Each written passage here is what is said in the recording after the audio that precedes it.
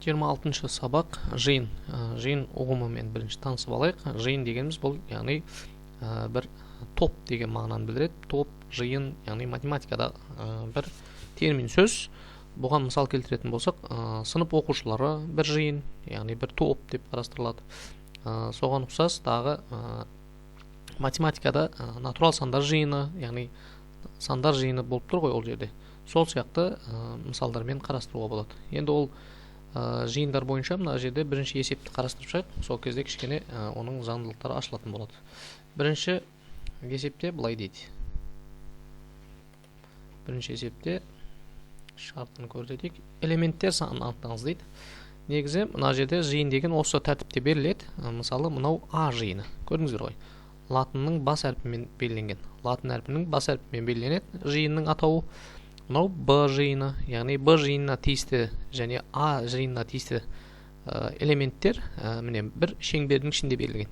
Осындай бір шеңбердің ішінде бір яғни шекарасы бар бір заңдылықпен барлығы бір топта орналасады. Мысалы, А жиынымыз элементтері мына ішінде орналасқан барлық әріптер А жиынының элементтері деп айтылады. Яғни А жиынның элементтері міне мынау A, B, C, D деп тұрған мынау кішкене әріптер бар ғой, соның барлығы А жиынының элементтері деп қарастырылады. Түсінікті ғой. D, E, K, I, H, P, F, X, Z, M дегеніміз мысалы А жиынның элементтері. Осының барлығы А жиынның элементтері деп қарастырылады. Ал енді келесі Б жиыны. Б жиынына 0, 1, 2, 3, 4, 5, 6, 7, 8, 9, 10, 11, 12. Яғни 0-ден бастап 1, 2, 3, 4, 5, 6, 7, 8, 9, 10, 11, 12 деген осының барлығы Б жиынның элементтері. Яғни сол Б жиынның ішіне кіретін әрбір қатысушы элемент деп айтылады. Яғни 5-ші А сыныбы, 7-ші А сыныбы, 6-ші Б сыныбы дейміз ғой. Сол сыныптың ішінде оқушылар сол сыныптың элементтері, яғни сол топтың элементтері деп айтылады. Оны математикалық тілде біз жиынның элементі деп қарастырамыз. Оны біз яғни сандарда, өрнектерде қарастыратын боламыз. Яғни математикалық тілде ол. Ал енді бұл жерде А жиынына тиісті элементтер, міне мына элементтердің барлығы А жиынына тиісті элементтер. Түсінікті ғой, А жиынына тиісті элементтер. Мына Б жиынның ішінде орналасқан барлығы Б жиынына тиісті элементтер. Яғни Б жиынның ішіндегі элементтер деген мағынаны білдіреді. Түсінікті ғой. Енді бұл жерде элементтер санын қалай көрсетеміз? Элементтер санын біз былай көрсетеміз. А элементінің, яғни А элементінің А жиынның, яғни А жиынның элементтер саны n А жиыны неше дана? 1, 2, 3, 4, 5, 6, 7, 8, 9, 10, 11, 12, 13. Жалпы 13 элементі бар екен. Дәл осылай санын, яғни осындай белгілеп көрсетеміз. Яғни n деген неше дана екенін көрсетеді, қанша дана екенін білдіретін А деп тұрғанымыз жиынның атауы жақшаның ішінде. Келесі Б жиынның элементтер санын жазайық. n Б. Бұл жерде нешеуі бар? 12, 13 дана бұл жерде де дұрыс па? 1, 2, 3, 4, 5, 6, 7, 8, 9, 10, 12, 13. Яғни 0-ді қосқанда 13 болды. Демек, Б жиынның элементтер саны 13 екен. Яғни элементтер саны осылай белгілейді екен біз. Ал енді бұл жерде мысалы, енді әрбір элементтің жиынға тиісті емес екенін белгілейтін белгілеуіміз бар. Яғни тиісті немесе тиісті емес деген мағынаны білдіретін белгіміз бар. Ол белгі мынау сияқты жазылады. Яғни А элементі тиісті А жиынына. Міне, мынау белгі, міне мынау белгі. Тиісті деген мағынаны білдіреді. Тиісті. Яғни қайсы жиынға тиісті, соны айтып тұрады да. Енді осының үстінен бір рет сызсақ, міне мынау сияқты сызып тастасақ бір рет, онда тиісті емес деген мағынаны білдіреді. Үстінен бір сызсақ. Тең емес деген мағына бар еді ғой, естіңізде бар ма? Дәл солай ғой. Үстінен бір сызып тастасақ тиісті емес. Түсінікті ғой. Міне былай жазылады. Бұл тиісті деген мағына. Үстінен бір сызсақ тиісті емес. үстінен сызылса тиісті емес деген мағынаны білдіреді. Демек, бір дегеніміз, міне біріміз, бір деген элементіміз тиісті емес аға. Міне, а жиынына тиісті ма? Бір деген бар ма а жиынның ішінде? Құрамында жоқ, тиісті емес. Мысалы, с деген әріпіміз, с деген элементіміз, яғни тиісті емес б-ға. Б-ның ішінде жоқ қой. Ал енді б-ға тиісті қанша? 12. 12-міз тиісті б жиынына. 11 тиісті б жиынына. Түсінікті ғой, мысалы, z әрібі, яғни мына элемент z деген элементіміз тиісті а жиынына. Түсінікті ғой, дәл осылай белгілейміз. Бұл белгілерді қазір алдағы уақытта қолданатын боламыз. Бұны мұқият әдемі қылып жазып алыңыздар. Тыңдап, келесі. Енді берілген жиындарды қалай байланыстыруға болады дейді. Мына жиындарды қалай байланыстыруға болады дейді. Қараңыздар, бұл жерде не берілген, соны зерттеп шығамыз. А жиыны беріліпті. А жиыны деп мынаны алайық та, А жиыны. А жиыны 1, 2, 3, 4, 5, 6, 7, 8, 9 деген беріліпті. 1, 2, 3, 4, 5, 6, 7, 8, 9 деген сандар беріліпті. Мынау жалпы А жиыны. Дұрыс па? А жиынның элементтері барлығы ішінде жазылды. Бір төртбұрыштың ішінде жазылуы мүмкін, ол дөңгелектің ішінде жазылуы мүмкін. Сол сияқты біз белгілеп көрсетіп қоямыз. Енді Б жиынның элементтері дәл осы А жиынның ішінде болған элементтер екен да. 4, 5, 6, 7, 8, 9. Дұрыс па? Демек, бұл яғни А жиынның ішінде орналасқанда, міне. Көрдіңіздер ғой, Б жиыны деп тұрғанымыз А-ның ішінде орналасып тұр. Демек, Б жиынымыз А-ның ішкі жиыны деп қарастырылады. Түсінікті ғой? Осындай да бір ұғым бар екен. Яғни бұларды байланыстырып тұрған екеуіне де қатысты элементтер бар. Яғни А деген жиынның элементтерінің кейбіреуі Б жиынның ішінде бар екен. Б жиыны толығымен А жиынның ішінде орналасқан. Яғни толық ішінде орналасып тұр. А жиынына қатысты емес элемент Б жиынның ішінде жоқ. Барлығы сол А-ның ішінде бар элементтерін қамтамасыз етіп тұр. Демек, Б жиынымыз А жиынның ішкі жиыны деп қарастырылады екен. Ішкі жиын. Түсінікті ғой, ішкі жиын. Ал енді бұның белгіленуі қалай жазылады? Бұл былай. Б ішкі жиын А жиынының. Міне, мынау ішкі жиын деген мағынаны білдіреді. Түсінікті ғой, міне, мынау белгі ішкі жиын деген сөз. Енді оны да жазып қойыңыздар. Б ішкі жиын А жиынның. Түсінікті ғой, яғни осылай байланыстыруға болады. Келесі біреуінде бұл жерде де дәл солай. Мысалы, А жиынын орналастыруға алайық. А, С, Д, Ф,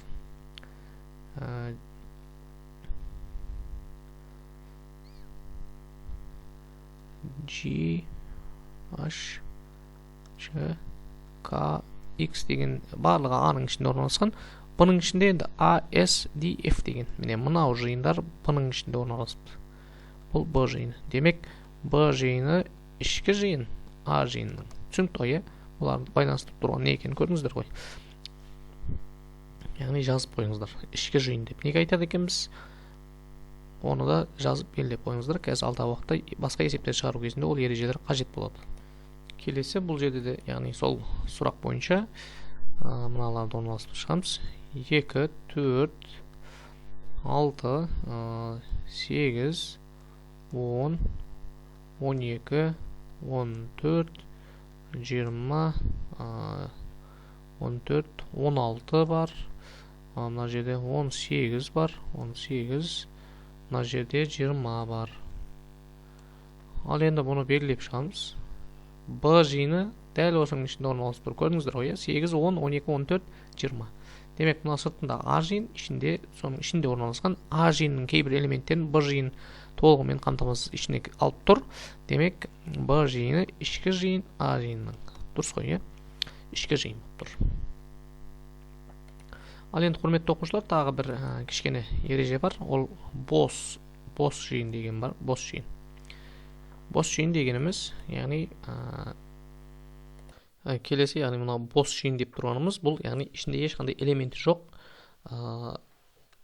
жиындарға қатысты. Яғни ол жиындарға қатысы жоқ вообще оның элементтері бола алмайтын жиындарды біз бос жиын дейміз. Мысалы, мынау сияқты болсын. Мектепте бірінші сыныптан 11 сыныпқа дейін оқушылар оқиды, дұрыс па? Бірінші А сыныбы, екінші Д, 3 Е деген сияқты. Әрбір сыныптың, яғни өзінің атауы бар, дұрыс па? Дәл солай енді 22-ші сынып десе бола ма? 22-ші сынып деген бар ма? Сол 22-ші сынып дегеніміз бізде бос жиын болып есептелінеді. Түсінікті ғой, мысалы, сандардың ішінде, былай десеші, сандардың ішінде К деген сан бар десе, бұл бос жиын, яғни сандар натурал сандардың ішінде, біз санап жүрген санның ішінде К деген сан жоқ. Түсінікті ғой, натурал сандардың ішінде. Бұл енді К деген айнымалы десе, онда бір бөлек. Егер К деген сан бар десе, бұл бос жиын болып қалады. Түсінікті ғой, әйтпесе жаңағыдай мектепте 33А деген сынып бар десе, 5-ші сыныпта оқитындар бар, 11-ші сыныпта оқитындар бар, бірақ 15-ші сыныпта оқиды десе, ол бос жиын болады. Түсінікті ғой, 15-ші, яғни жоқ, ондай мүмкін емес. Түсінікті ғой, сол сияқты жиындарды біз бос жиын деп айтады екенбіз. Бос жиын мынау сияқты белгіленеді. Түсінікті ғой, енді келесі есепке көшейік. Келесі есепте берілген жиындардың элементтер санын анықтап, қиылысуы мен бірігуін анықтаңыз дейді. Енді біз жиындарды орналастыру кезінде Эйлер-Вен деген диаграммамен дөңгелектің ішінде қарастыратын боламыз. Эйлер-Вен диаграммасы дөңгелегі, яғни ол қандай шартпен қарастырылады? Яғни А мен Б-ға ортақ болған жиындар болған жағдайда қарастырылады. Мысалы, А-мыз 1, 3, 5, 7, 8, 9, 10, 11, 13. Яғни бұл А жиын екен. А жиынына қатысты міне. Енді Б жиынын жазайық. Бұл А жиын деп алайық. Міне А жиыны. Б жиынын қарастыратын болсақ, Б жиынымыз 2, 4, 5, 7, 8 мына жаққа кетіп қалды. 8-іміз. 8 жоқ А жиынында. 8 Аның ішінде жоқ. 8-ді өшіреміз онда. Аның ішінде 8 жоқ екен, 5, 7, 9, 11, 13 дегендер осы жерде берілген, дұрыс па? Мына 13-те 1 мен 3, 1, 3. Енді 2, 4, 8 сосын 2, 4, 8, 7, 5, 9, 10 дегеніміз ол да Б жиынына кіреді, дұрыс па? Міне, осы сияқты орналасатын болса, бұл Эйлер-Вен диаграммасы, яғни дөңгелегі, яғни соның шарттарымен орындалатын есептер болады. Яғни А жиынына да қатысатын, Б жиынына да қатысатын ортақ элементтері бар бұл жерде. Яғни Аның да Б-ның да құрамында бар. 7, 5, 10, 9 деген сандар екеуінің де құрамында бар. Енді тек қана Аның құрамында бар, мысалы 1, 3, 13, 11 деген сандар. Тек қана Б-ның құрамында бар сандар, ол 2, 4, 8 деген сандар бар. Енді осыларды біз қарастыратын боламыз. Осы жерде, мысалы, қиылысу және бірігу деген түсінік бар. Бұдан алдын теңсіздіктер жүйесінде қарастырып шыққанбыз, естеріңізде болса. Қиылысу және бірігу деген. Қиылысу деген былай, бірігу деген мынау түрде белгіленетін еді, естеріңізде болса. Дәл осы белгілерді белгілеп, біз есепте шығаруды қолданамыз. Мына бірінші есепте шарттар берілген жиындардың элементтер санын анықтап. А жиынның элементтер санын анықтау үшін N деп, А деп жазатын едік, сосын тең қойып, А жиынның элементтер саны 1, 2, 3, 4, 5, 6, 7. 7 дана. Б жиынның элементтер саны 1, 2, 3, 4, 5, 6, 7. Бұл жерде де 7. Жалпы екеуінде 7-7-ден элементтер саны бар екен. Міне элементтер санын жаздық. Енді бізге айтып тұр. Қиылысуы мен бірігуін анықтаңыздар дейді. Қиылысу деген сөз екеуі қиылысып тұрған жері міне мынау. Яғни дәл осылай шеңбердің ішінде қарастырамыз. Қиылысу дегеніміз А-да да, Б жиында да екеуінде де қайталанып тұрған сандар қиылысу деп айтылады. Түсінікті ғой. А мен Б-ның қиылысуы деп, міне А, сосын қиылысу белгісі міне мынау Б. А мен Б-ның қиылысуында қандай элементтер бар екен? Сол элементтерін жазып шығамыз. 7, 5, 9, 10. Яғни A-ның да B-ның да құрамында кездесетін сандар олардың қиылысуы деп белгіленеді екен. Ал енді A мен B-ның бірігуі деген сөз, екеуін біріктіріп жіберсек қалай болады деген сөз ғой. Міне біріктіріп қараймыз. Көрдіңіздер ғой, мына сызып көрсеттім. A мен B-ның бірігуі. Енді оған A-ның құрамындағы сандар да B-ның құрамындағы сандар да кіреді. 1, 3, 13, 11, 7, 5, 9, 10 бір-бірден жазамыз. Яғни A мен B-ның бірігіп кетуіне, яғни барлық қатысып тұрған сандарды, қайталанатын сандарды жазбаймыз бұл жерде. Екеуінде бірігіп кеткендегі, мына жерде бірігіп тұрғанда бір-бірден барлық сандарын жазып шығамыз. 10, мына 2, 4, 8 барлық сандар, екеуінің құрамындағы барлық сандар жазылады. Көрдіңіздер ғой, бұл бірігуі деп айтылады. Түсінікті ғой. Екеуі бірігіп кетті, міне, бірігіп кетті. A мен B бірікті. Ал енді қиылысу деген екеуі қиылысып тұрған жер деген қарастырамыз. Міне, қиылысып тұрған жер деген. Енді бізде мына сияқты көрсететін жерлер бар. Яғни A мен B-ның қиылысуында неше элемент бар? Оны былай жазамыз. Жаңағы n бар ғой, дәл сол сияқты A мен B-ның қиылысуы. Міне, мынау сияқты жазылады. Неше элемент бар? 1, 2, 3, 4. 4 элемент бар. Міне, элементтер саны осылай жазылады. A мен B-ның бірігуінде неше элемент бар? Ол мынау сияқты жазылады. 1, 2, 3, 4, 5, 6, 7, 8, 9, 10, 11. 11 екен. Рас па? 1, 2, 3, 4, 5, 6, 7, 8, 9, 10, 11. 11 дана элемент бар. Көрдіңіздер ғой. Қиылысуындағы элементтер санын, бірігудегі элементтер санын дәл осылай жазуға болады екен. Дәл осыны сызып жазып алыңыздар. Түсінбеген жерлеріңіз болса, қайтадан көріп, ретке келтіріп алыңыздар. Келесі есеп бойынша A жиынының элементтерін орналастырып шығамыз. Ортақ, яғни екеуіне де ортақ элементтерін жазып шығайық бірінші. A мен B-ға ортақ D бар екен. Сосын S бар екен. E бар екен. Болды, иә. Демек, екі шеңбер сызамыз. Және екеуінің қиылысуына D, S, E-ні орналастырамыз. Яғни екеуінің де құрамында бар. Енді мынау A элементі, A жиыны, мынау B жиыны болсын. A-ның құрамында A, B, S, D, E, R және Z деген сандар бар. Дұрыс па? Әріптер бар, яғни K, H, G, F, D, S, E. D, S, E деген мына жақта бар. Екеуінің жалпы элементтері міне. Ал енді A-ның элементтер саны N. A неше элементі бар? 2, 4, 6, 7. 7 бар. B-ның неше элементі бар? 2, 4, 6, 7. 7 элементі бар. Ал енді осы жерде біз екеуінің қиылысуын және бірігуін қарастыруымыз керек.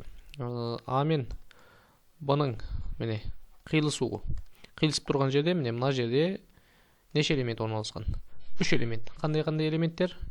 D, S, E деген элементтер. Ал енді бірігуінде де дәл сондай екеуін біріктіріп жібереміз. A, B, R, Z. Сосын D, S, E. D, S, E. Сосын K, H, F, G. K, H, F, сосын G деген әріп. Осымен, яғни жалпы екеуінің бірігуі дегеніміз, мына жалпы екеуінің құрамындағыларын қарастыратын едік. Барлығын қарастырып шықтық. Міне, бірігуі бұл. Енді элементтер саны. Бірігуіндегі элементтер және қиылысуындағы элементтер санын анықтайтын формула мұндай еді. Яғни түрі мынау түрде жазылатын еді. Дұрыс па? Ол қиылысу. Неше элемент қиылысуында? 3 элемент бар. Міне, 1, 2, 3. N, яғни бірігуінде міне неше элемент бар? 1, 2, 3, 4, 5, 6, 7, 8, 9, 10, 11. 11 элемент бар екен жалпы. Түсінікті ғой, келесі біреуінде де дәл сондай қарастырамыз. Мына түрде берілген A-ның элементтері, B-ның, S-ның элементтері берілген. Ортақ элементтерін қазір мына жерде орналастыру үшін біліп алайық. 9 тек мынада бар. 11 мына жерде бар. Және мына жерде бар. 12, 15, жоқ, 17 мына жерде бар. Және мына жерде бар. Дұрыс па? 19 мына жақта бар. 20. 20 да берілген екен міне. 25, 15, 14. 14 мына екеуінде бар екен, дұрыс па? 16 жоқ, басқалар жоқ екен, е. Енді А, Б, С деген элементтерін бірінші элементтен бұрын жиын түрін жасап алайық.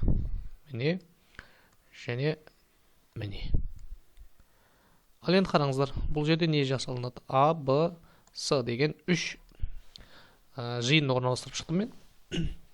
3 жиынның орналасатын, яғни шеңберлерін сызып шықтым. Шеңбер кішкене әдемі болмай қалды. Енді үшеуінде де бар санды анықтап шығамын. Үшеуінде де 17 бар. Көрдіңіздер ғой, үшеуі қиылысып тұрған жерге жазамын. Міне, үшеуі де қиылысып тұрған, яғни мынау да өтіп жатыр, мынау да өтіп жатыр. Келесі мынау да өтіп тұрған жер, міне мына жер. Бұл жерде 17 бар. Көрдіңіздер ғой. Үшеуінің де құрамында 17. Демек, үшеуі де қиылысып, үшеуіне де тиісті болатын жерге 17 жазып қойдым. Енді екеуіне қатысты. А мен Б-ға ғана қатысты. 11. Міне, А-ға да Б-ға да қатысты. С-ға қатысы жоқ. Мені А мен Б-ның ортасына жаздым. Одан кейін 14 жоқ бұл жерде. 19 және 20 дейді. 19 бен 20. 19. Бұл да Б-ға қатысты тек А мен Б-ға. Міне 19.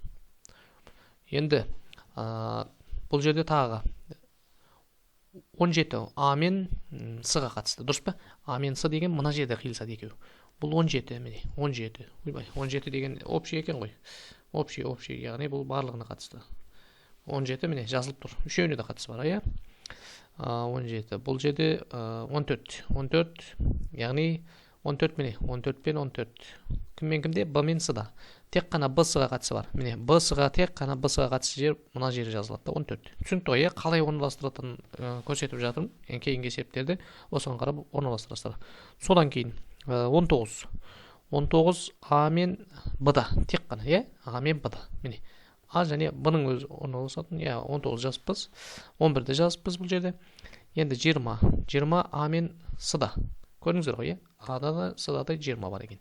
Мына жерге жазылады да. Екеуіне қатысты. А мен С-ға. Б-ға қатысы жоқ. Болды, иә? Қанша сан жаздық? 1, мынау 1, 14, 2. Сызып тастайықшы жазылғаннан. 1, 14, 2, 17, 3, 24, 5. 5 сан жазылды. 3, 4, 5. 5 сан жазылды. Қалғандарын жазып шығамыз. А-ның құрамында 9, 12, 15 болды, бітті. Қалғандары міне жазылды. А-ның ішінде 9, 12, міне 11, 12, 15, 19, 17, 20 барлығы А-ның ішінде тұр. Бірақ басқаларға да тиісті бұл. Міне А-ның шеңберінің ішінде тұр бұл. Келесі Б-ны қарастырамыз. Б-ның ішінде 8, 10 және 16, сосын 14, 17, 19, 11 дегендерде сол Б-ның ішінде бар. Бұл А-ға да Б-ға да қатысты ортақ элементтер ғой, барлығы. Тек қана мына жеке өзіне қатыстылар жазып шықтық. Ортақтарын бая жазып, жаңа бұдан алдын жазып шықтық. Ал енді С-ға қараймыз. С-да 14, 17, 20 жазылды, 25 бар. 28 бар. Және 29 бар. Міне, үшеуінің элементтерін осылай, яғни Эйлер-Вент диаграммасында жаздық. Осылай жазуды түсінсек, есеп шығару кезінде қиналмаймыз. Яғни ешқандай қиыншылық болмайды. Енді біз жазамыз n-ның мынаны тазалап өшіріп тастайын. n деп тұрғанымыз, яғни неше элементі бар деген сөз ғой. А жиынның неше элементі бар? 1, 2, 3, 4, 5, 6, 7. 7 элементі бар. Бұның неше элементі бар? Бұның 2, 4, 6. 6 екен. С-ның неше элементі бар? Санаймыз. 2, 4, 6. Бұл да 6 екен. Енді А-ның, Б-ның және С-ның үшеуінде қиылысуын анықтаймыз. Бірінші А мен Б-ның қиылысу арқылы қиылысуында орналасқан элементтерін жазып шығайық. А мен Б-да. А мен Б. Неше элемент бар? 11 А мен Б-да, 19, 17. Дұрыс па? Осы 3 элемент А-ға да Б-ға да қатысы бар. 11, 19, 17 міне. Енді Б мен С-ның қиылысуында неше элемент бар? Соны анықтаймыз. Б мен С. Міне Б, міне С. Көрдіңіздер ғой? Тек қана Б мен С-ға қатысты 14 пен 17. Көрдіңіздер ғой? Мынау аралық қой, Б мен С болғандықтан. 14 және 17. 14 және 17. Б мен С ғана. Енді А мен С-ның қиылысуын табайық. А мен С-ның қиылысуы. Ең бастысы бұл жерде осындай қиылысуларын мына жерден диаграмманың ішінен анықтай білсек болды. Онда басқа қиыншылық жоқ бұл жерде. А мен С. Міне мына жерде ол 20 мен 17. Көрдіңіздер ғой, 17 барлығын қатысып жатыр, себебі үшеуімен де қиылысатын жерде 17 орналасқан. Сондықтан барлығында қатысады ол қиылысу кезінде. Көрдіңіздер ғой, енді А мен Б-ның бірігуі десе, міне мына жерін жазамыз. Мына жерден былай келеттен бұл А мен Б-ның бірігуі болады. Осы жердегі барлық элементтер А мен Б-ның бірігуі. Түсінікті ғой, А мен Б-ның бірігуі осы жердегі элементтер. А мен Б-ныкі 9, 10, 9, 12, 15, 20, 17, 19, 11, 8, 10, астына түсіп жазам, 16, 14. Дұрыс па? А-ға да Б-ға да кіреді ол. Міне, осының барлығы А мен Б-ның бірігуі деп айтылады. Енді А мен С-ның бірігуі десе, мына жердегі элементтерін жазамыз. А мен С-ныкі. Міне, А-ға және С-ға қатысы бар. Ол Б-ға да қатысы болуы мүмкін, ортасында кейбір міне мынау элементтер. Бірақ тек А мен Б-ның шекарасымен шекараланған жерлері ғана қарастырылады. Түсінікті ғой, болды, мына А мен Б-ның бірігуін және мына жерде қиылысуын көрсеттік қой. Дәл осыны түсініп алсақ болды. Қазіргі есептерде осыны қарастырамыз. Ретке келтіріп, кімде түсінбей кішкене сұрақтарыңыз болса, қайтадан қарап шығыңыз, реттеп алыңыз. Мына есептерді көрейік енді келесі. Яғни бұл жерде Қуаныш, Айбек, Қадыр деп жазылған. Бұл А-ның элементтері, мынау Б-ның, мынау С-ның элементтері. Яғни А-ға қатысты, Б-ға қатысты, С-ға қатысты жиынның элементтері берілген ғой. Осы жиындардың Эйлер-Вен диаграммасының ішінде қарастыруымыз керек. Барлығында қайталанатын сандан белгілеп шығайық. Мынау А деген барлығында бар, дұрыс па? А, міне А. Енді үшеуінде де қайталанып тұрған басқа не бар? Басқа сан әріп жоқ сияқты, элемент жоқ сияқты. Енді екі-екілеп қараймыз. Қуаныш дегенмен ортақ жоқ бұл жерде. Қуаныш пен Айбектің басқа ортақ элементтері бар ма? Жоқ екен. Қадыр яғни дегеніміз Қуаныш, Қадыр, Айбек болды, басқа бір-бірінің ішінде қайталанатын Қ деген бар екен. Қадыр мен Қуанышта. Енді осыларды белгілеп шығамыз. Бірінші шеңбер, екінші шеңбер және үшінші шеңберді сыздық. Осының ішінде енді мына берілген элементтерін теріп шығамыз. А-ныкі, мынау Б-ныкі, мынау С жиынның элементтері жазылады. Қуаныш, яғни Қадыр мен Қуанышқа қатысты. Қадыр мен Қуаныш А мен С-да орналасқан. Демек, Қ-ны жазып қоямын міне. Сосын яғни Қадыр мен Қуанышқа қатысты. Ы-ны жазып қойдым. Енді үшеуіне де қатысты А бар еді. Дұрыс па? А. Міне Қ-ны өшірейін, Ы-ды өшірейін. Енді А бар. Үшеуінің де құрамында А бар. Үшеуі де қиылысып тұрған жер міне мынау жер. Көрдіңіздер ғой, міне А деген әріп үшеуіне де тиісті екен. Өшірем А-ны.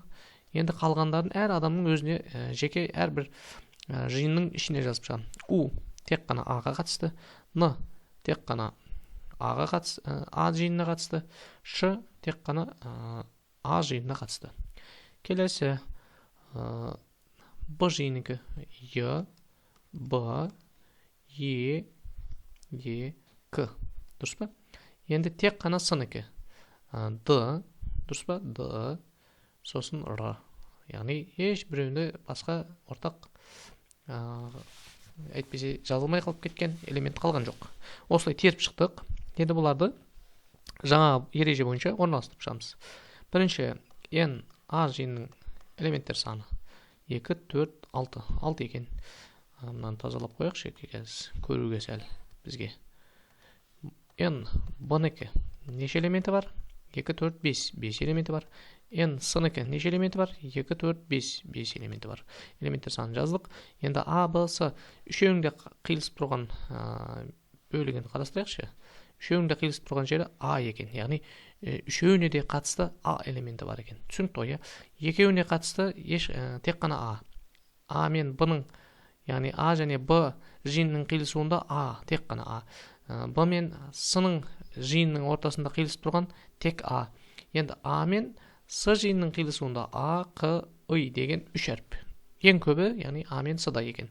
А мен С-ның қиылысуында, яғни қандай элементтер бар екен? Q, I, A.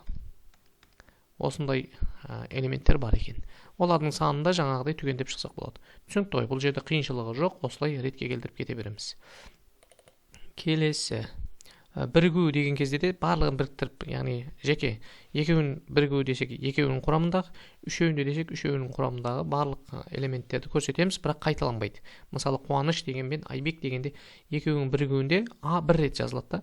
Түсінікті ғой, қалған қайталанбайтын әріптер қосылып жазылып кете береді. Келесі, мына есепте қарастырайық. Бұл жерде де дәл солай сары деген, яғни мына жердегі С мен мына С бар екен, А мен А бар екен, үшеуінде де бар екен, сосын тағы Р деген екеуінде бар екен, міне сары, қоңыр, У, Р, Q, Ж, Л, жоқ басқа, енді жазып шығамыз. Тағы жаңағыдай сызбасын сызамыз, ішіне орналастырып шығамыз. Мынау А-нікі, мынау Б-нікі, мынау С-нікі деп алайық.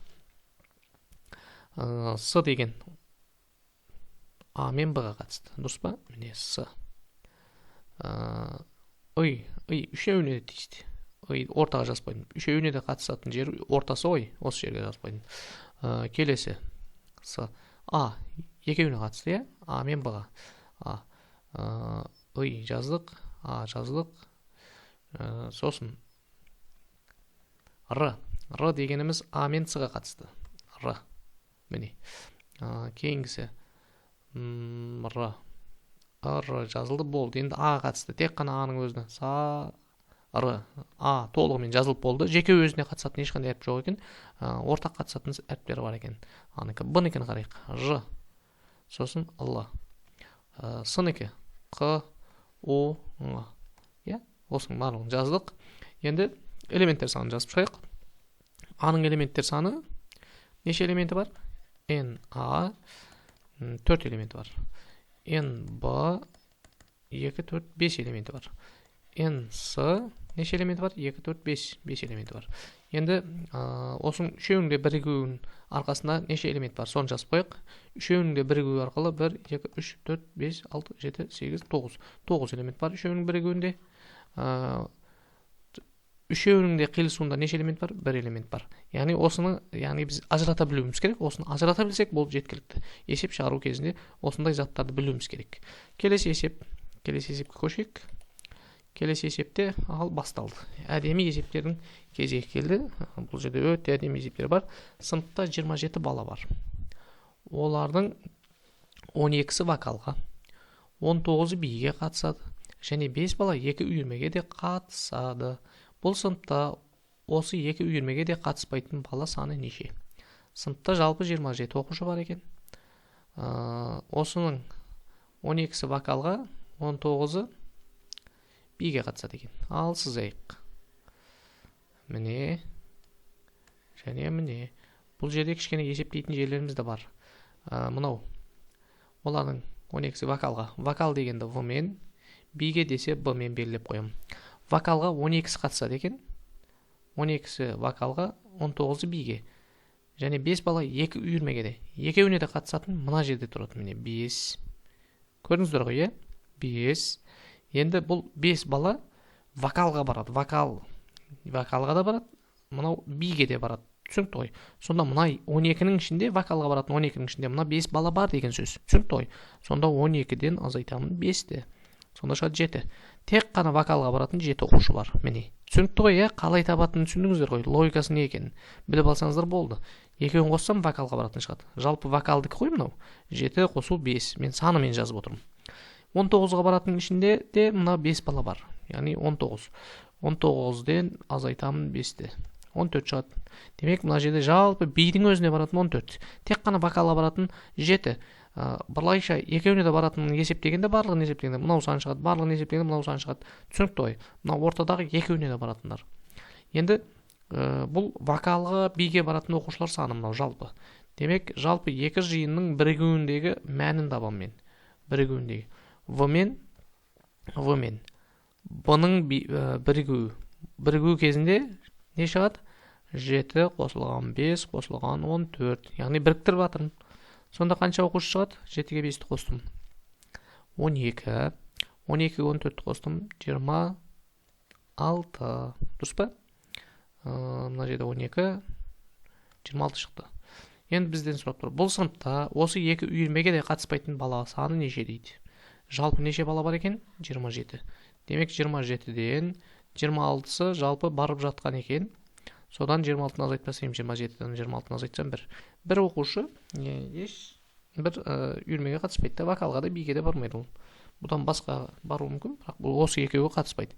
Көрдіңіздер, қалай анықтайтынын түсініп алдыңыздар ғой. Дәл осылай жалпы анықтап кете береміз. Келесі есепте де дәл солай болады. Ал келесі есепке көшейік. Келесі есепте бір топтағы туристердің 10-ы қазақ тілін біледі, 8-і орыс тілін біледі. Олардың 3-і қазақ тілінде де, орыс тілінде де сөйлей алады, яғни білетіндер. Топтағы туристердің санын анықтаңыз дейді. Ал кеттік. Бір топтағы туристердің 10-ы қазақ тілін біледі. Міне, мынау қазақ тілін білетіндер. Мына жақта орыс тілін білетіндер. Енді олардың үшеуі де бірінші екеуінде де қатысатын, әйтпесе үшеуі болса, үшеуінде де қатысатын анықтап аламыз. Үшеуі қазақ тілінде де, орыс тілінде де сөйлейді екен. Демек, ол 3 деген ортада ғой. Енді ол 3 турист қазақ тілін білетіндердің де ішінде есептеліп жатыр. Соны ескеруіміз керек. Орыс тілін сөйлейтіндердің де құрамында қайталанып жатыр. Соны ескеруіміз керек та. Сол жер бізді кішкене шатастырады. Сол жерін мұқият қараймыз. Демек, екі тілді де біледі. Қазақ тілін айтқан кезде де сол 3-ті есептеуіміз керек. Орыс тілін айтқан кезде де сол 3-еуін есептеуіміз керек. Демек, 3-еуі жалпы екі тілді де біледі. Міне ортаға жазып қойдым. Ал енді 10-ы қазақ тілін біледі деді. Мына 3-ін шығарып тастаймын да, тек қазақ тілін білетіндер мына жерге жазылады сонда. 10 болу үшін мына 3-ке неше қосым керек? 7 қосым керек. Міне 7-ні қостым. 8-і орыс тілін біледі деді. Енді 3-еуін жазып қойдым жаңа. 3-еуін жазып қойғам, екі тілді де біледі деп. Енді соның ішінде 8 болу үшін 3-ке неше қосым керек? 5. Міне жалпы орыс тілін білетін 8, жалпы қазақ тілін білетін 10, жалпы екеуін де білетін міне 3, тек қана қазақ тілде сөйлейтін 7, тек қана орыс тілде сөйлейтін 5 адам бар екен. Енді бізден сұрап тұр. Топтағы туристердің санын анықтаңыз дейді. Мынаның барлығын қосатын болсақ, неше турист бар екен шығады. Ол деген сөз қазақ туристер мен, яғни қазақ тілін білетін және орыс тілін білетін туристер санының қосындысы, яғни бірігуі. Мына жерде бірігуі белгісі. Көрдіңіздер ғой, біріктіреміз. 7 қосылған 3 қосылған 5. Біріктірдім. Мына жердегі барлығын қосып шықтым. Сонда 15. Жалпы 15 адам бар екен. Түсінікті ғой. Кейбір оқушыларда, кейбір адамдарда қателеседі. Мына 10-ға 8-ді қосып тастайды, 10-ға 3-ті қосып береді. Ол дұрыс емес. Яғни мынау сияқты мағынасын шағып алып, содан кейін шығаруымыз керек. Келесі есеп. 50 адамнан құралған команданың 38-інің шашы қара түсті. 27-сінің көзі қара, ал 23-інің көзі де шашы да қара. Бұл командадағы көзі де шашы да қара емес адам саны дейді. 50 адам бар екен командада. Соның 38-інің шашы, яғни шашы бойынша және көзі бойынша айырмашылықтарын жазған бұл жерде. 2 шеңбер сызбаламыз. Міне 27, яғни бірінші шашы, ш деп белгілеп қоямын, яғни шашына қарап ажырататын несі бұл? Жиын. Мына жерде көзіне қарап ажырататын, көзі қара болатындар жиыны, мына жерде шашы қаралар жиыны. Ал көзі де шашы да қап-қара болатындар ортада жазылады. Ал 23-інің көзі де шашы да қара. Міне екеуіне 23-еу көзі де шашы да қап-қара. 23 ортада тұрады деген сөз, ортада. Енді шашы қаралар 38 екен. Оның ішінде 23-ін жазып қойдым. 38-ден 23-ін жазып қойдым. Енді қаншасы қалды бер жағында? 15 қалды. Сонда қоссақ 38 шығады. Дұрыс па? Жалпы 38-ін шашы қара, соның ішінде 23-ініңкі шашы да көзінің түсі де қара деген сөз ғой. Сонда мына екеуін қоссам, бәрібір сол 38 шығу керек. Ал мына жақта 27-сінің көзі қара деп тұр. 27-ның 23-ін жаңа жазып қойдым ортаға. Енді 27 болу үшін бұған 4 қажет. Дұрыс па? Енді бізден сұрап тұр. Бұл командадағы көзі де шашы да қара емес адамдар саны. Мынау көзі де шашы да қара болатындар. Бұл жиынның қосындысын аламыз. Шашы мен көзінің қараларын не істейміз? Жалпы бірігуін аламыз. Сонда ол қосындысы деген сөз. 23 қосылған 4. 42 ма? 42 болады. 15, 30, 38, 42 болады. Енді жаңа сұрап тұрғанын табу үшін 50-ден, яғни 50-ден азайтамыз 42-ні. Енді 42-сінікі жаңағыдай ғой. Бірінің көзі қара, бірінің шашы қара. Енді бірінің шашы да көзі де қара болмайтындар, ол 8 дана екен. Міне 50-ден 42-ні азайттық, 8 дана. Түсінікті ғой, сұраққа жауап жаздық. Кімге түсініксіз, кімге сәл күрделі болып тұр, 2-3 рет қайталап, тыңдап, көріп, содан кейін келесі сұраққа көшкендеріңіз дұрыс. Келесі, демалыс паркіндегі жарыстарға 30 бала қатысты. 30 бала қатысыпты. Оның 15-і жылжымалы көпір жарысына, ал 20 бала арқан үстіне жүгіріп жарысты. Арқан үстіне. Қанша бала екі жарысқа да қатысты деп сұрап тұр. Ал бұл жерден кішкене өзгерек болады. Демалыс паркінде жарысқа 30 бала қатысыпты. Біріксе 30 шығады екен да. 30. Көрдіңіздер ғой? 30 бала қатысыпты. Соның 15-і жылжымалы көпір жарысына, 20 бала арқан үстінде жүгіріп жарысыпты. Енді мен мына Эйлервин диаграммасын сызып алам. Міне жылжымалы, мына жылжымалыға қатысқан жиын, ал мынау арқан үстінде. Арқанға қатысты жиында деп қарастырайық. Жалпы барлығының бірігуі 30-ды береді. Көрдіңіздер ғой? 30 бала қатысыпты, оның 15-і, міне мынаның ішіне жалпы кіретін 15-і де бар екен, мына жақта 20 екен. Екеуіне де есептелінеді. Енді жалпы қосынды, мынаның жалпы қосындысын алатын болсақ, екеуіне де кіретін 15-тің де 20-ның да ішінде бар. Дұрыс па? Екеуіне де қатысатын балдар бар ғой? Екі жарысқа да қатысатын. Оны біз білмейміз, яғни белгісіз. Демек, ортада екеуіне де қатысатындар саны бар. Ол x деп айтылады. Енді бізге айтып тұр. Бұл x, мына x, екеуіне де қатысатындар. Түсінікті ғой. Осы белгісіздікті мұқият түсініп, содан кейін келесі есепке көшеміз. Мұқият қараңыздар. Ортада екеуіне де қатысатындар. X деп белгілеп қойдым. Сонда 15-і жылжымалы көпірге. 15-і. Демек, 15-інің x-і мына жақта тұр. Сондықтан x-ті азайтып тастадым. Көрдіңіздер ғой? 15 минус x деп жазып қойдым. Не үшін? Себебі мына жерге x жазылды. Ол 10 ба, 5 ба, екеуіне де қатысатын. Білмегендіктен белгісіз сан белгілеп қойдым мен. Яғни айнымалы енгіздім. Түсінікті ғой? Білмегенім үшін. Қазір теңдеу құрастырамыз. Жаңа жоғарыда орындаған сияқты.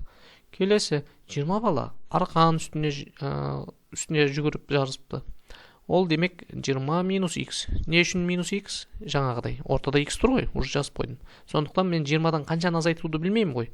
Егер 10 деп анық айтса, 20-дан 10 да азайтатын едім. Яғни белгісіз сан ол x болып тұр. Енді осының барлығының қосындысы жалпы міне мынау 30 баланы шығару керек. Міне мына қатардағы барлық қосынды. Жаңа бұдан алдыңғы есептегенде естеріңізде бар ғой, дәл осылай есептегенбіз. Барлығының санын шығаратын. Демек мен барлығын қосып шығамын. 15 азайған x қосылған x, міне 15 минус x-қа мына x-ті қосам. Сосын оған 20 минус x-ті қосам. 20 минус x-ті. Сонда жауабы 30 шығу керек екен, да? Жалпы оқушылар саны шығады. Міне 30. Енді осы жерден бір x-тен мына x азаяды. Дұрыс па? Минус x-қа плюс x. Бір x-тен бір x-ті азайтамын. Мына екеуі жойылып кетті, 0 болып кетті. 15-ке 20-ны қосамын. 15-ке 20-ны қоссам 35 болады. 35. Мына жерде минус x қалды. Дұрыс па? Минус x. Тең 30 қалды. Енді мына минус x емес, мен плюс x жасау үшін оң жаққа өткізіп жіберемін теңдіктің минус x-ті. Сонда бұл плюс оң мәнмен өтеді, плюс x болды. Мына 30-ды сол жаққа өткіземін. Сонда 35-тің қасына минус 30 өтеді.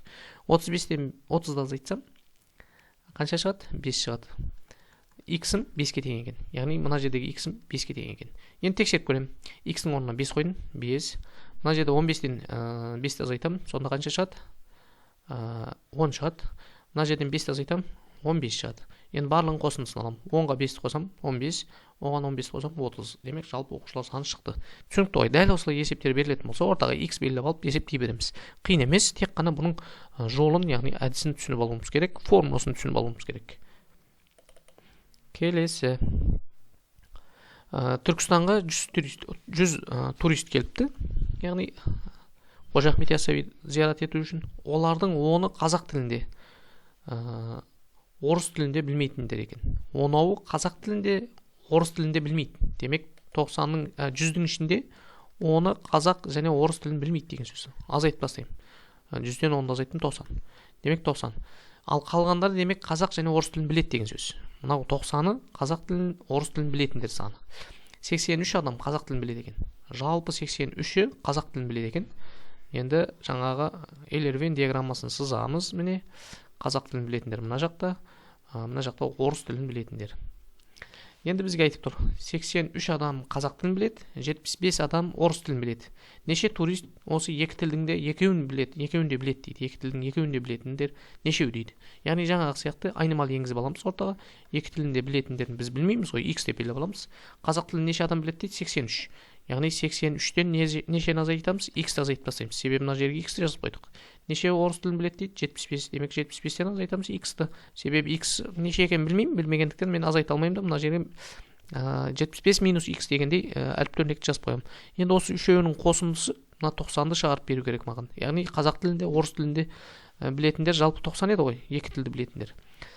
X-ті табатын болсам бұл жерден жалпы екі тілінде білетіндер шығады. Ал орындаймыз. 83 минус X қосылған X, яғни мынаны қостым, қосылған 75 минус X. 75 минус X. Сол кезде 90 шығу керек. Ана бірігу ғой. Қазақ тілін білетіндер мен орыс тілін білетін жиынның бірігу. Мынау түсінікті ғой, біріктірген кезде мына 90 шығу керек. Енді минус X пен плюс X жойылып кетті. Біреу минус, біреу плюс, яғни екеуі бір-бірімен жойылып кетеді. 83-ке 75 қосамыз. 158 болады. Дұрыс па? 158 шығады. Екеуін қоссақ, минус X болады, тең 90 болады. Мына минус X-ті мен плюс X жасау үшін теңдіктің оң жағын өткізем, плюс X болады. 158-дің қасына мына 90 деген минус болып өтеді. Сонда минус 90 болады. Түсінікті ғой. 158-ден 90-ды азайтсам 68 шығады. X-ім яғни 68-ге тең екен. Мына жер 68-ге тең екен. Демек, мына X-ім 68 болса, екі тілді де білетіндер 68 екен. Тек қана қазақ тілін білетіндердің санын анықтаймыз қазір мына жерден 68. Яғни 83-тің 68 мына жерге жазылып қойды. Енді ар жағында қанша қалды? Соны жазам. Мына жақта 12, 3 пен 15. Демек тек қана қазақ тілін білетін 15 екен. Мына жақта 68, ана жақта 75, мына жақта 7 ғана. Тек қана 7 орыс тілін біледі екен. Екі тілді де білетіндер 68 екен. Енді барлығын қосып шығамыз, сол кезде 90 шыға ма? 15-ке 68-ді оған 7-ні қосамыз. Мына екеуі 75, оған 15 қоссақ 90. Ал 10-ы екі тілді де білмейді. Яғни шетелдік туристер деген сөз ғой. Ағылшын ба олар, неміс па, сол сияқты ғой. Түсінікті ғой, есептің шарты түсінікті болса, келесі тапсырмаға көшеміз. Кімге түсініксіз, кім қиналып тұрса, осы есепті, бұдан алдыңғы есептерді қайталап көріңіздер. Қайталау арқылы түсінбеген жерлеріңізде сұрақтардың жауабын табасыздар. Келесі есеп. Мына есепте сыныптағы оқушылардың 17-сі ән үйірмесіне, 19-ы биге, 16-сы хорға, 7-еу әнге де биге де, 5-еу ән мен хорға, 6-ы би мен хорға барады екен. Ал 4-еу үш үйірмеге де қатысады екен. Сыныпта неше оқушы бар дейді. Бұл жерде жаңағыдай, бұдан алдыңғы есеп қалай орындадық? Дәл солай 3 шеңбер сызып аламыз. Себебі 3 жиын болып тұр ғой бұл жерде. Міне, енді осы үшеуін жалпы бағалап шығамыз, яғни көрсетіп шығамыз. Әнге баратындар ән жиыны, биге баратындар б жиыны, хорға баратындар х жиыны деп қарастырайық. Енді құрметті оқушылар, бұл жерде мықты ұстап алатын біздегі бұл жердегі ереже осындай Эйлер-Вен диаграммасына келетіндей есеп болатын болса, ең көбі қанша мына жерде үшеуіне де қатысатын тауып аламыз. Үшеуіне де қатысатын міне 4-еу үш үйірмеге де қатысады дейді. 4-еу. Демек үшеуіне де қатысты жер міне мына жер. Осы жерге 4-еуін жазып қоямыз. Міне 4-еу. Сосын 6-ау би мен хорға қатысады дейді. 6-ау биге де хорға да қатысады екен. 6-сы. Демек 6-сының ішінде уже 4-сін жазып қойдық. Биге де хорға да қатысатын. Сонда мына жерде 2-еу болады да. Түсінікті ғой, енді 5-еуі ән мен хорға қатысады дейді. 5-еуі ән мен хорға. 4-еуін жазып қойдым міне общийға жазған кезде. Енді 5-еуі деді, 1-еуі қажет бұл жерге. Демек 1-ді қостым міне. Әнге де хорға да мына жерден 3-тің ішінен есептелінеді. Осыған мұқият болыңыздар. 3-тің ішінен 1 мен 4 қоссақ қанша шығу керек? 5 шығу керек. 4 пен 2 қоссақ 6 шығу керек, яғни би мен хорға. Енді әнге. Ән мен биге қатысатын 7 екен. 7-нің 4-еуі тұр, 3-еуін жазамын. Енді бізге айтып тұр. 17-сі ән үйірмесіне. 17. Мына жерден 17-ні шығарамыз. Бірге 4-ті қосам, яғни әннің территориясы ғой мынау. Әнге қатысатын оқушылар саны мына жерде жалпы қарастырылған. Біз екеуіне, үшеуіне, жалпы үшеуіне де, екеуіне де қатысатындарды жазып шықтық. Енді сол жерден тек қана әнге қатысатындарын жазып шығамыз. Ол үшін 3-ке 4-ті қосам 7, оған 1-ті қосам 8. 17-ден 8-ді азайтам. 17-ден 8-ді азайтам, 9 шығады. Демек, жалпы әннің өзіне қатысатын, тек қана әнге қатысатын 9 екен. Енді тек қана биге қатысатындан тауып аламыз. Жалпы биге 19 оқушы барады. Соның 3-еуі ән мен биге, 4-еуі барлығына, 2-еуі хор мен биге қатысатындар. Барлығын қосып шығамыз. Онда 3-ке 4 қостым 7, мынау мен 9. 19-дан 9 жасайтамыз. Сонда тек қана биге қатысатын 10 оқушы бар екен. Көрдіңіздер ғой, Ал келесі 16-сы хорға қатысады екен. Хорға 16 екен.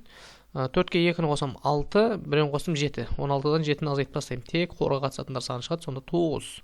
Мына жерде жалпы 9 екен. Түсінікті ғой, Енді қараңыздар, міне ән деген жерде барлығын қосып шығыңыздар. Мына шеңбердің ішінде орналасқанның барлығын қосындысын алсаңыздар, тек қана мына ән дегендер шығады. Ән дегендер. 9-ға 3-ті қостым 12, оған 4-ті қостым 16, 1-ті қостым 17. Көрдіңіздер ғой, Енді биге қатысатындар 19 деп тұр ғой. Міне биге қатысатындар мынаулар. Осы шеңбермен шектелген жердегі барлығы биге қатысады. Ол әнге де қатысуы мүмкін, ол хорға да қатысуы мүмкін, бірақ би деген сұраққа биге қатысады, кімдер қатысады десе, осылар бар деген сөз. 3-ке 4-ті қостық 7, 2-ні қостық 9, 10-ды қостық 19. Көрдіңіздер ғой. Хорға қатысатындар мыналар, міне. Бұлар қалай болады? 1-ге 4-ті қостық 5, оған 2-ні қостық 7, оған 9-ды қостық 16. Жалпы 16. Көрдіңіздер ғой. Енді бізден сұрап тұр. Сыныпта неше оқушы бар? Осының барлығының қосындысын сұрап тұр бізден. Міне мына жиындардың 3 жиынның қосындысы бірігуін сұрап тұр. Демек енді мен барлығын қосып шығам. 9. Осы бөлек-бөлек әрбір бөлекшеде жазылған 9, 3 дегендерін қосып шығам. Қосылған 1, 4, қосылған 9, 2, қосылған 10. Көрдіңіздер ғой, осылар жеке-жеке барлығын қосып шығам. 9-ға 3-ті қостым. 1-ге 4-ті, 9-ға 2-ні. Мына жерде 12 шығады, мына жерде 5 шығады, мына жерде 11 шығады. Енді мына екеуін аламын. 11 мен 10, 21, мына екеуінікі 17, 21-ге 17-ні қосамын. Сонда бұл сыныпта жалпы 38 оқушы бар екен. Түсінікті ғой, 38 оқушы бар екен. Мынаның барлығын қосындысы 38-ге тең екен. Енді құрметті оқушылар, түсінбеген жерлеріңіз болса, сұрақтарыңыз болса, сол түсінбеген есептерді қайта көру арқылы 2-3 рет қайталаңыздар. Қайталау білім анасы, бекерден бекер айтылмайды ол мақалымыз. Сондықтан қайталап түсінбеген жерлеріңізді 2-3 реттен қайталаңыздар. Уақыттарыңыз бар, тиімді пайдаланыңыздар бұл кітапты. Түсінбеген, білмеген және сұрақтарыңыз болса, сол жерді 2-3 рет көру арқылы сіздер түсінбеген жерлеріңіз көріп аласыздар. Яғни мен оны бекерден бекер айтып тұрған жоқпын. Өзімде түсінбеген есептер бойынша, түсінбеген жерім бойынша 2-3 рет оқитын болсам, мен ол есептің шығарту жолын анық түсініп, қайтадан білмеймін деп тұрған жерінен уже түсінуге мүмкіншілік болады. Сондықтан осы немен, тәжірибеммен сіздермен де бөлісіп отырмын. Әр сабақта да қайтала деп отырғанның себебі де сол.